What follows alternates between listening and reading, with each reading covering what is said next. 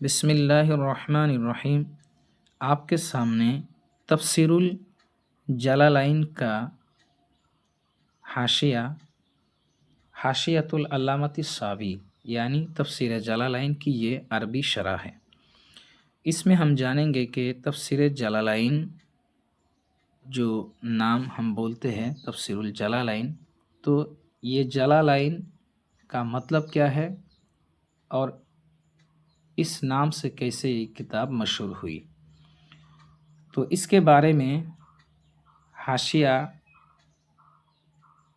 العلامۃ الساوی، اس میں علامہ ساوی یہ فرماتے ہیں کہ لم یوضع الجلالانی رحمہم اللہ تعالی لہذا التفسیر اسما، یعنی اس تفسیر کا نام جو جلالین ہے تو اس تفسیر کا نام جلالین نہیں رکھا گیا تھا، بل عرف بین العلماء بتفسیر الجلالین، بلکہ یہ علماء کے درمیان تفسیر الجلالین کے نام سے معروف و مشہور ہوا۔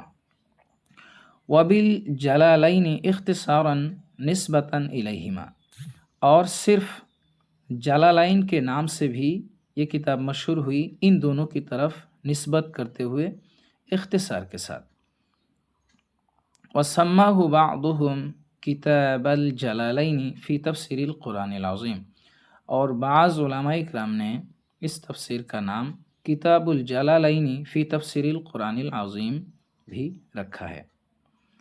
اس کے بعد یہ فرما رہے ہیں کہ اس کتاب میں جیسے تفسیر الجلالین بولتے ہیں، یعنی جلالین کو تثنیہ کے صیغے کے ساتھ، تو یہ جلالین تثنیہ کے صیغے کے ساتھ کیوں نام رکھا گیا؟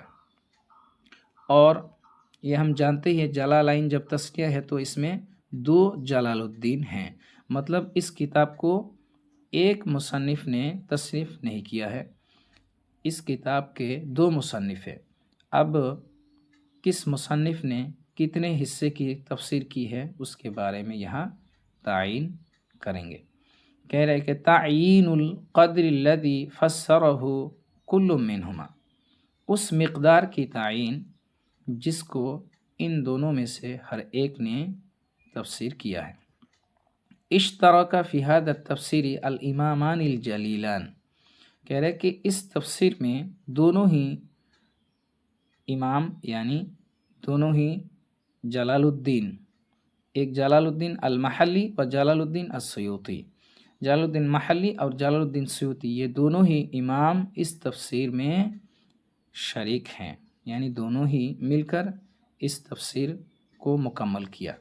اما جلال الدین المحلی، لیکن جلال الدین محلی فقد ابتدأ تفسیرہ من اول سورة الکہف الى آخر سورة الناس، تو جلال الدین محلی انہوں نے اپنی تفسیر سورہ کہف کے شروع سے سورہ ناس کے آخر تک شروع کیا تھا، یعنی شروع سے نہیں، انہوں نے سورہ کہف سے شروع کر کے سورہ ناس تک ختم کیا۔ ثم ابتداء بتفسیر الفاتحہ، پھر انہوں نے سورہ فاتحہ کی تفسیر کرنا شروع کیا۔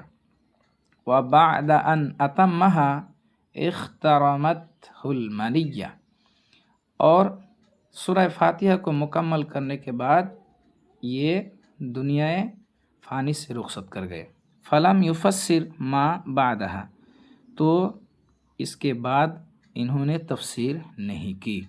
واما جلال الدین السیوطی، لیکن جلال الدین سیوطی فقد جاء بعد الجلال المحلی، تو یہ جلال الدین محلی کے بعد تشریف لائے۔